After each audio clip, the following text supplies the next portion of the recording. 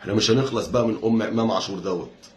الماتش اللي فات جاب لهم بالونه بيضه واحتفل بيها وخرب الدنيا، والدنيا قامت ما قعدتش، وجايب لهم بالونه بيضه بقى ونفخها وداس عليها. الدنيا قامت ما قعدتش، والاعلام ودوروا في لجنه الانضباط لقانون للبالونه ما لقوش عشان يدوا الواد جزء وايقاف وبتاع. طب نعمل ايه؟ مش لاقيين حاجه. كانوا عايزين ينسحبوا بسبب البالونه، وقال لك ده هو قصدنا احنا ان الزمالك بالونه وهو بيفسها تحت رجليه.